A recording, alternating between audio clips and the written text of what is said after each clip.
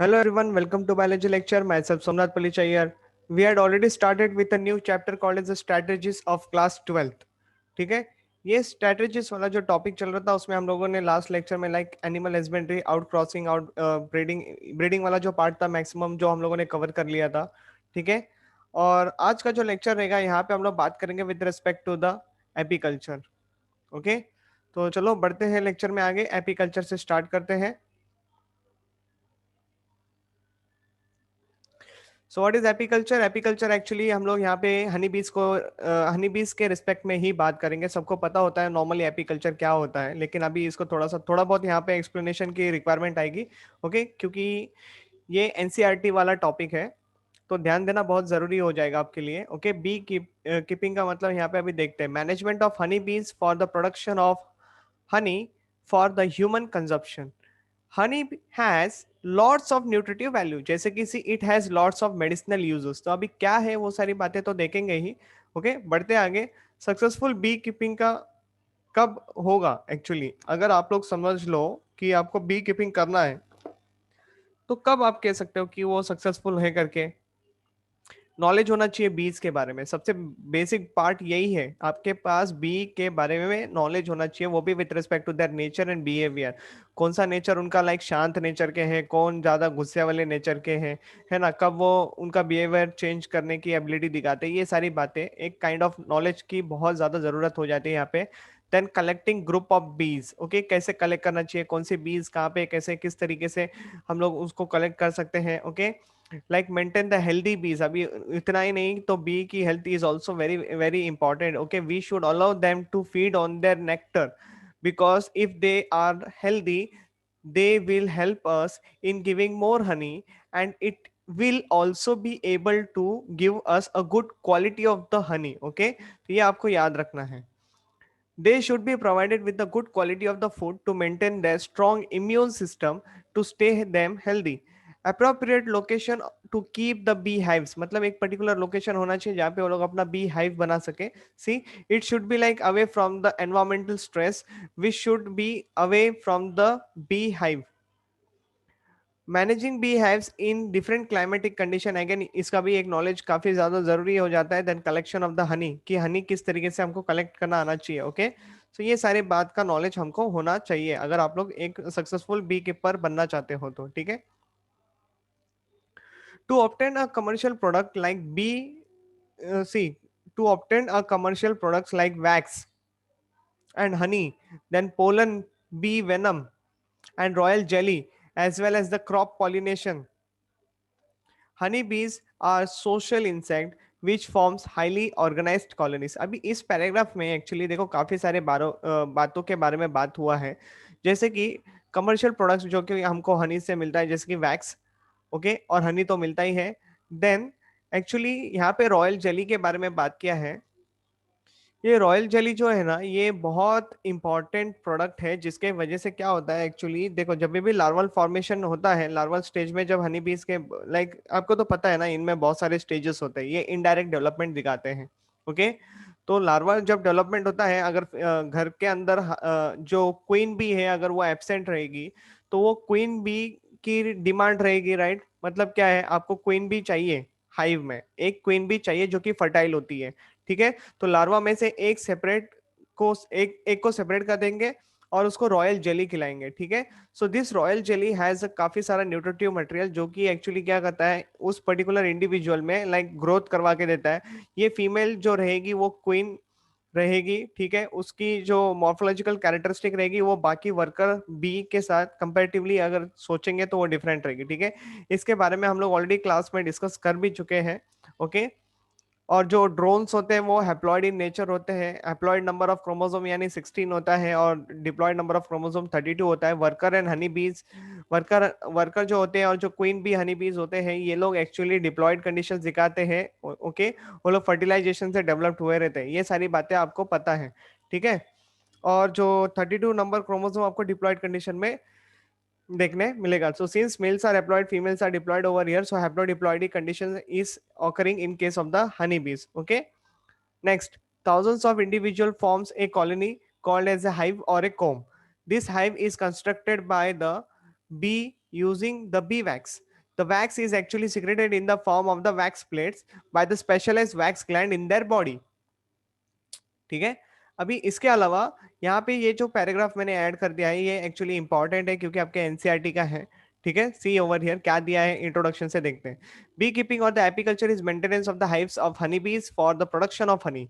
Okay, ये बात तो क्लियर हो गई. It has been an old age cottage industry. Honey is a food of high nutritive value and also finds the use in the indigenous system of the medicine. Honey है ना, आप लोग काफी अच्छे से उसको स्टोर फॉर्म में रख सकते हो क्योंकि हनी कभी खराब नहीं होता है. कभी सोचा है ऐसा क्यों होता है, हनी क्यों नहीं खराब होता? क्योंकि उसमें निग्लेजिबल अमाउंट में पानी होता है और शुगर कंटेंट होता है बहुत ज्यादा.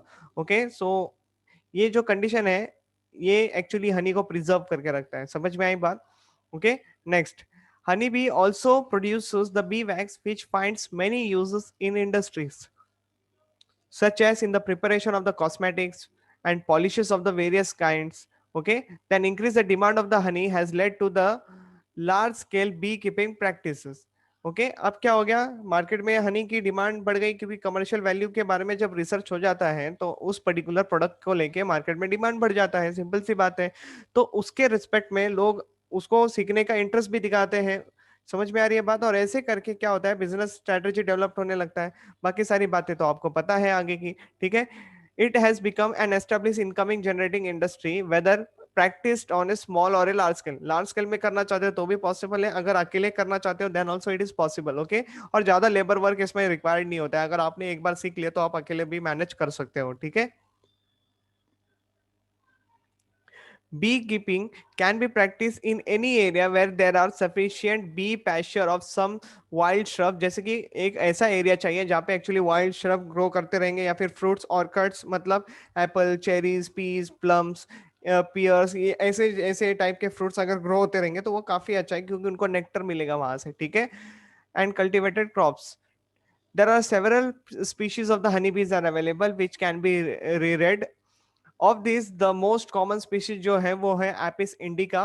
Beehives can be kept in one courtyard on the veranda, या फिर आप लोग veranda of the house, you can use the space of your house also, and even the rooftop can be like very good area for the beekeeping. Okay, और इसी लिखा है यहाँ पे, it's not labor intensive, मतलब आपको ज्यादा लोगों की जरूरत नहीं है इस पर्टिकुलर एक्टिविटी को करने के लिए. ठीक है, beekeeping through relatively easy does require some specialized knowledge, and there are several organizations that teach beekeeping. The following points are important for the successful beekeeping. Like देखो ये ऑलरेडी बात हम लोग कर चुके हैं. ठीक है, सही बात है. Management of the bee as and handling and collection, all those things we had already discussed. तो बढ़ते अभी इसके इकोनॉमिक इंपॉर्टेंस को लेके बात करते हैं. Honey is a highly nutritious. It can be readily absorbed in the body. Okay. Next, it contains the sugar, enzymes, vitamins, and minerals. देखो वाटर के बारे में यहाँ पे नहीं लिखा हुआ है. Okay. It has the medicinal values, hence used as a Ayurvedic medicine. Honey is used as a laxative, sedative, and antiseptic. ये बहुत ज्यादा इंपॉर्टेंट पॉइंट है, आप लोगों को याद रखना है. Honey helps in the purification of the blood, healing of ulcers, act as an appetizer. Honey is also used for the treatment of the chronic dysentery, cough, constipation. ये तो आप लोगों को घरगुती उपाय कहते हैं जिसको हम लोग, है ना, जो कि घर में ही यूज किए जाते हैं ऐसे लाइक प्रॉब्लम्स को ट्रीट करने के लिए. Honey is used as a sweetener base in the sweet and for the beauty purpose. See beauty lotions बनाने के लिए, देन बैक्टीरियल कल्चर्स करने के लिए, अल्कोहलिक ड्रिंक्स बनाने के लिए चाहिए होता है. ठीक है, the greatest service of the honeybees is the pollination of the flowers of the fruit, plants, and the seed crops. The entomophilus, इसको याद रखना है. The entomophilus यानी insect pollination. Okay, flowers are mostly pollinated by the insect like honeybees. अभी यहाँ पे क्या लिखा है, during their visit the flowers to collect the nectars, cross pollination is effected. मतलब क्या, सिंपल सी बात है, क्रॉस पॉलिनेशन तो होगा क्योंकि एंटोमोफिलस यानी क्या, pollination through the insect. Insect अगर है तो क्रॉस पॉलिनेशन पॉसिबल है. ओके, जो कि वेरिएशंस ला सकते हैं, इवोल्यूशन में मदद कर सकते हैं. Fruit plant, fodder crops, vegetable areas, okay, are cross pollinated by the bees. Okay, अभी यहाँ पे इतना पॉइंट कवर करने के बाद देखते हैं next point. The yield of the crop can be going to increase because अच्छा खासा अगर क्रॉस पॉलिनेशन देखने मिलेगा तो. Okay, thus the benefit resulting for the service are beyond estimations. Next, honeybees are actually a symbol of the industry and cooperation of for the mankind. To slight extent, the honeybees are harmful as the stingman. Next, it is a impulsive instinctive act for the self pollination. The apiculture can be started with the minimum investment and gives the opportunity for the self employment to the rural people. Okay, तो यही बात हो रही थी actually, छोटे हिसाब से करो या बड़े हिसाब से करो, प्रॉफिट तो आपको अच्छा खासा मिलने वाला है once you had getting practice of it very nicely. ठीक है, अभी बात करते हैं बी वैक्स को लेके कि ये बी वैक्स सब्सटेंस एक्चुअली होता क्या है। So it is a secreted by the mirror glands on abdominal segment, okay, 4 to 7 of the bees, okay. It is used for the construction of the comb yani hive over here, okay. It is a yellowish solid insoluble in water. It is used extensively in engineering industries, okay, railways, textiles, leather industries, etc. Okay, the bee wax is used in making the molds, then models, creams, okay, lipstick, polishes, ointments, lubricants, pharmaceutical preparation, waterproofing, okay, compounds, then paints, varnishes, candle, cosmetic, etc. ये जगह देखो कितना सारा uses है, ये खाली B wax का दिया हुआ है। ठीक है, कमर्शियल वैल्यू है इसकी, economic importance, right. Coming to the next part, that is a bee venom. क्या होता है अब इसको भी सुन लेते हैं। Secreted by the poisonous gland on the sting, okay. Bee venom is actually a curative toxin in humans. It is transparent and it has a bitter burning taste. It is acidic in nature, ठीक है। It contains a formic acid, histamine, tryptophan, sulphur, many proteins, volatile oils, enzymes like hyaluronidase and the phospholipases and the magnesium phosphate, okay। clinically it has the following uses, जैसे कि देखो, it is an active remedy for the rheumatism, okay, rheumatism। it is used to treat the certain eye diseases like the keratoconjunctivitis, that is the inflammation of the cornea, and then inflammation of the iris, जिसको हम लोग कहते हैं iridocytis, that is nothing but the actually iris muscles में inflation हो जाना, ciliary muscles में problem हो जाना। ठीक है, it is used to cure the skin diseases like the tuberculosis on the skin, okay। Next, the cholesterol level in the blood falls by the treatment of the bee venom. Bee venom is actually claimed to control the blood pressure also, okay। तो venom की भी बात करेंगे तो कितनी सारी यहाँ पे यूजर्स के बारे में बात हुई है। Coming to the very next topic, that is called as a sericulture. Sericulture is actually a breeding and the management of the silkworm to obtain the raw silk they produce, okay। Then silk industry is originated in China, where there is a, see, breeding of the silkworm has been going for the last 5000 years ago, इतने साल से वो लोग कर रहे हैं इसके बारे में। ठीक है, next, nowadays the sericulture, the commercial production of the silk has become one of the most important cottage industry in a number of countries like Japan, China, Korea, Brazil, Italy, France, and even it's seen in the India also, okay। Next, अभी silk में तीन चीजें आती है, जैसे कि raw silk आता है, देन सिल्क आता है, देन सिल्क वेस्ट आता है। तो सबसे पहले बात करते हैं रॉ सिल्क को लेके। The raw silk it is used for the manufacture of woven material and the, see, knitted fabrics for the preparation of the garments, then parachutes, parachute cords, then finishing lines, sieve for floor mills, then insulation coil for the telephones and wireless receivers, then garments such as saris, jackets, socks, shawls, stocking, etc, etc, etc. So many uses are given with respect to the raw silk. अभी खाली silk के बारे में बात करें, so it is a pasty and the sticky secretions of the silkworm, okay, which is produced by the silk glands. When this sticky secretion comes in contact with the air, it becomes a hard and forms a strong pliable silk strand. The diameter of the silk fiber is 0.000, like 0.0045 to 0.0082 centimeter. Its elasticity is found so be 20%. Silk waste के बारे में बात करें, so the most important byproduct and it is a basic raw material for the manufacture of the spawn silk and coil yarns, okay। It is obtained in the silk reeling industry. It is unreliable outer layer of the cocoon which is removed during the reeling, okay। तो ये आप लोगों को पता होगा। तो अभी यहाँ से एम्प्लॉयमेंट के बारे में देखते हैं with respect to the sericulture. तो sericulture is established as a cottage industry in India and plays a important role in the rural economy. In rural areas, it provides opportunity for the self-employment as a source of inside income, okay, as a source of the side income businesses. Then sericulture also provides the opportunity of jobs when sericulture became one of the important source to earn foreign exchanges by the exporting silk, raw silk, and clothes of the silk. Okay, then it is also support the allied businesses and all those things. ये सारी बातें आप लोगों को अभी समझ में आ ही गई होगी कि यहाँ पे ये एम्प्लॉयमेंट दे रहा है, मतलब एक काइंड ऑफ लाइक पैसे मिल रहे हैं लोगों को इससे, खास अच्छे खासे इससे। ठीक है। The very next topic is that fisheries, जो कि बहुत ज्यादा इंपॉर्टेंट है। ओके, जो कि आपके एनसीईआरटी के सिलेबस में भी दिया हुआ है। चलो देखते हैं। बहुत लोग हैं जो फिशरीज वाला पार्ट जो है वो इग्नोर कर देते हैं, मैं बोल रहा हूँ इसको बिल्कुल इग्नोर मत करना, it is one of the very important part of your strategist topic. Okay. Next, management of the fishes and other aquatic animals for the human consumptions. अभी क्या बोल रहा है डेफिनेशन के बाद, includes fishes, prawns, lobster, oyster, muscles and the crabs. Okay. अभी significance of the fisheries तो क्या है, एम्प्लॉयमेंट प्रोवाइड करता है, इकोनॉमी इंप्रूव करता है, then fresh and the marine fishes are both are used as a food product, right? Three divisions of the fisheries are inland fisheries, estuarine, and then there is a marine fisheries. Okay, so these are the three category or three types you can say which has been performed. India has actually a very long sea coastline, is about 7,500 kilometer area है। Okay, common freshwater fishes are, देखो लोबियो रोहिता, जिसको रोहू कहते हैं, कटला कटला कटला ही होता है, ठीक है।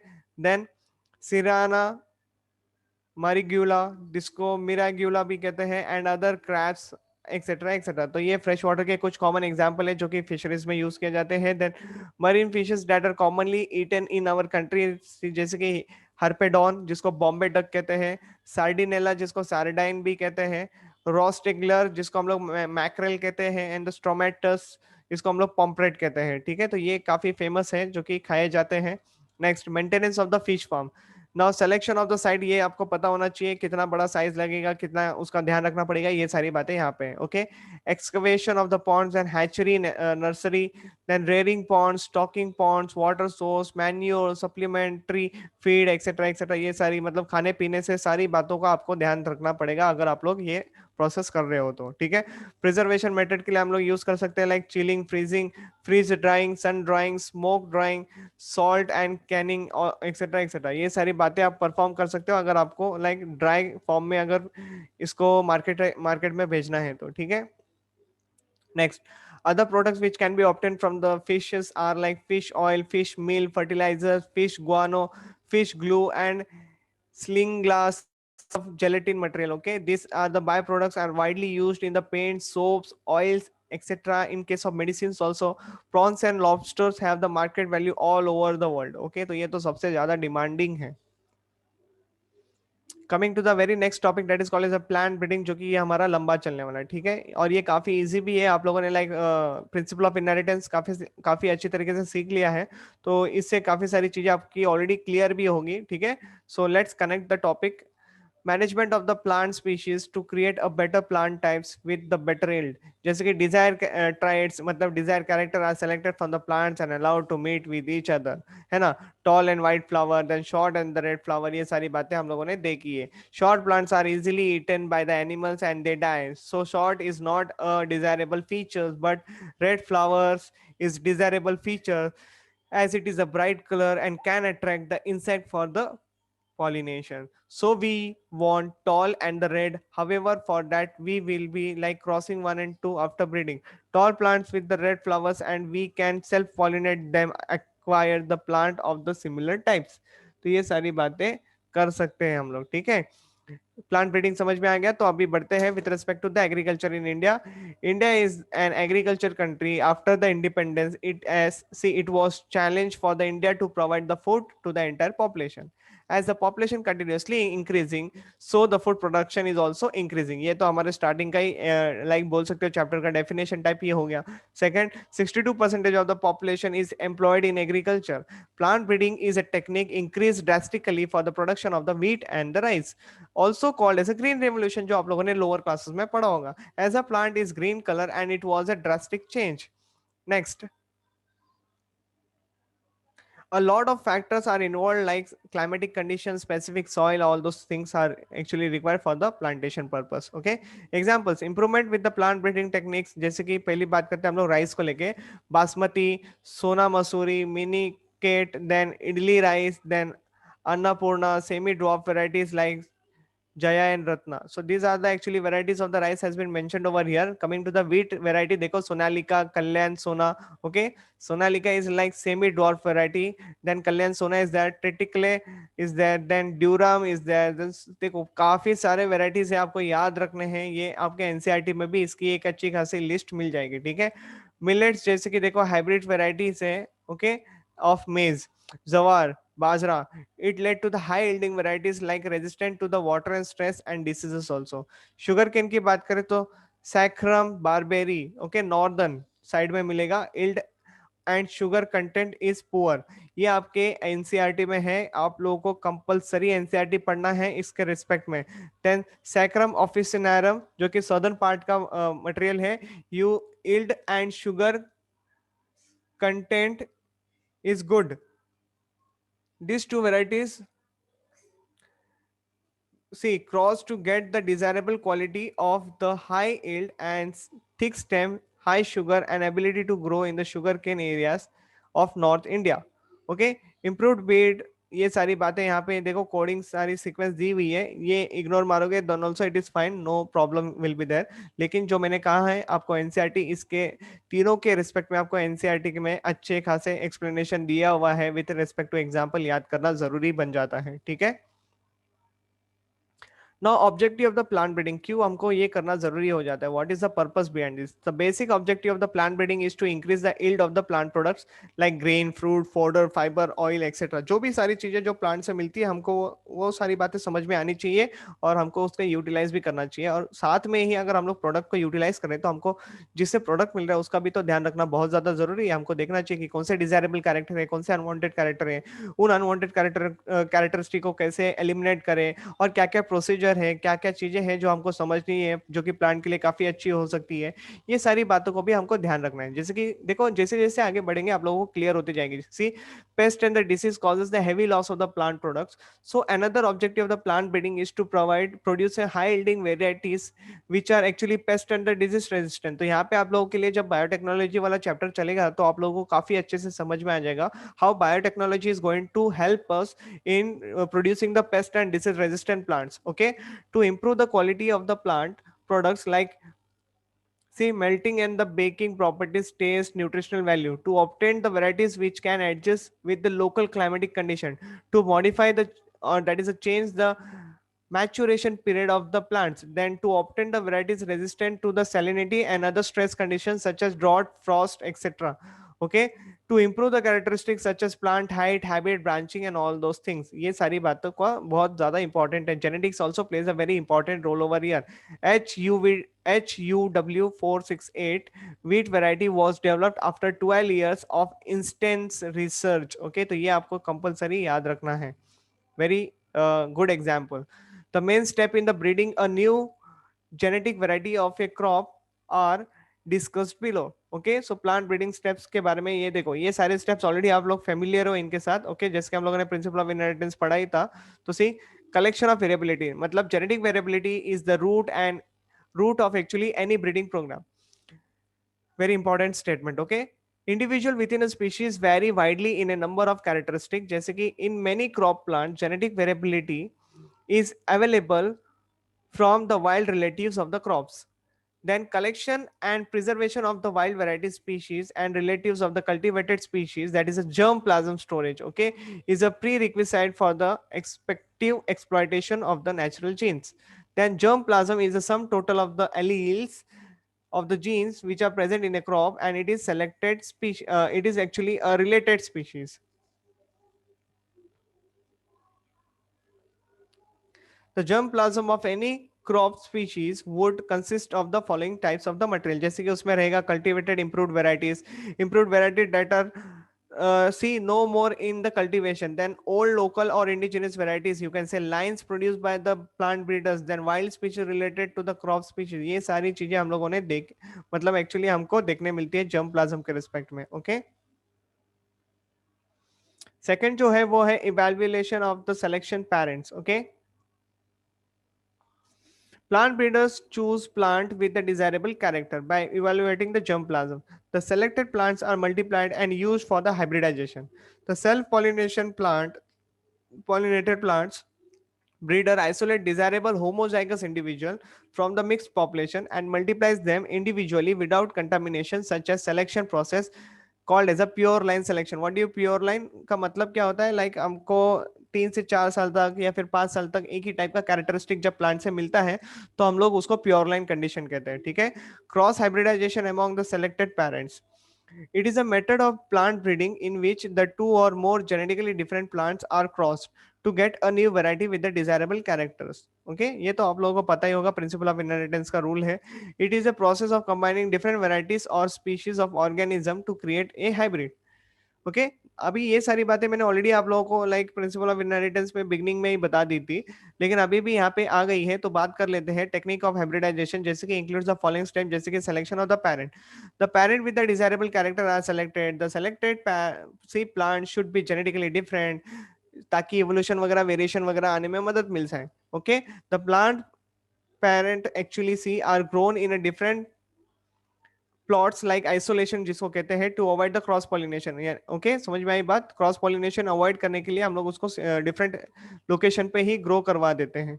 The plants are then marked as a parent and the female parent. If the parents are not from the same locality they have to be introduced and acclimatized. Okay. Then third is the emasculation, that is the removing of the anther.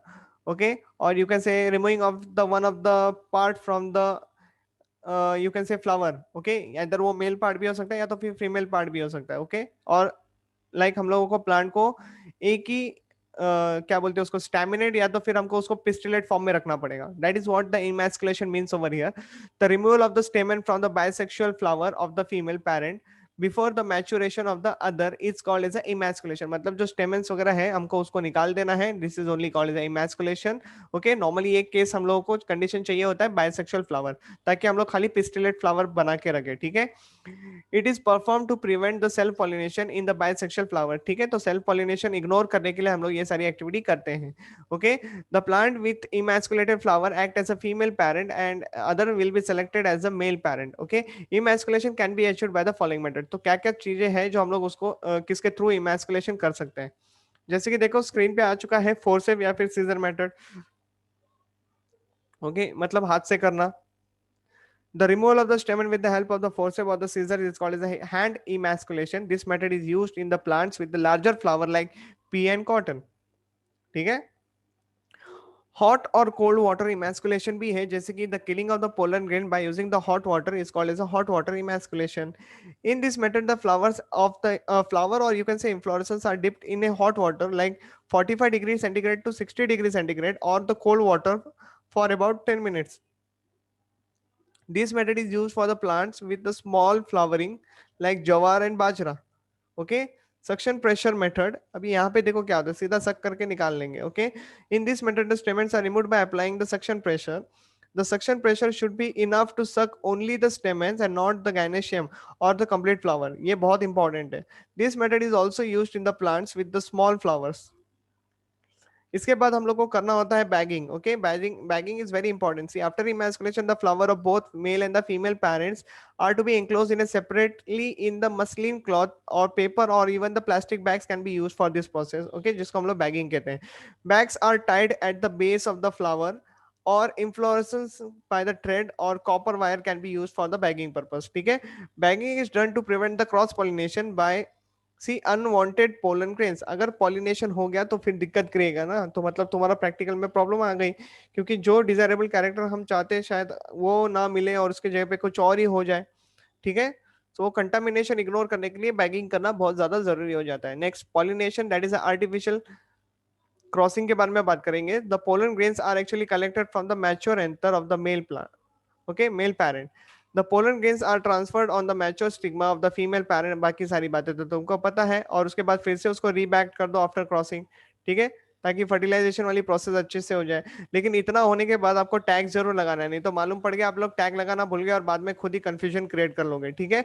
So tagging is to fix a label or a tag with the necessary inflorescence to the flower of the cross pollinated plant. The label carry the information like हमको पता होना चाहिए name and details of the parent plant, then date of emasculation and the bagging, then date of cross pollination, then name of the plant breeder. ये सारी बातें हम लोगों को पता होनी चाहिए. Okay. collection of the seeds. The collection of the hybrid seed is the last step for the hybridization technique. The harvesting of the hybrid seed is done to raise F1 generation. Next, after removing the bags, our seed are collected from the cross-pollinated plants with their attached label separately in the envelope. Then the seeds are properly dried and preserved carefully, which is very very important. अगला step भी उससे ज़्यादा important है, जैसे कि see in the next season these seeds are like sown in separately and they raise the F1 generation. Okay, the plant of the F1 generation are progenies of the genetically different plants and hence called as a hybrid plants. अभी hybrid vigour एक topic है नया वाला, तो ये जो topic है हम लोग नेक्स्ट क्लास से स्टार्ट करेंगे. ओके, इसके अंदर भी काफी सारे लाइक स्टेप्स अवेलेबल है कि वो हाइब्रिड विगर एक्चुअली क्या होता है, ये सारी बातें हम लोग अगले लेक्चर से डील करेंगे. तभी तक के लिए इतना काफी है आज के लेक्चर के लिए. Just go through your NCERT book, that is very very important for you. ठीक है, बाकी क्या I think we will be soon require 2 more lectures for completing this chapter.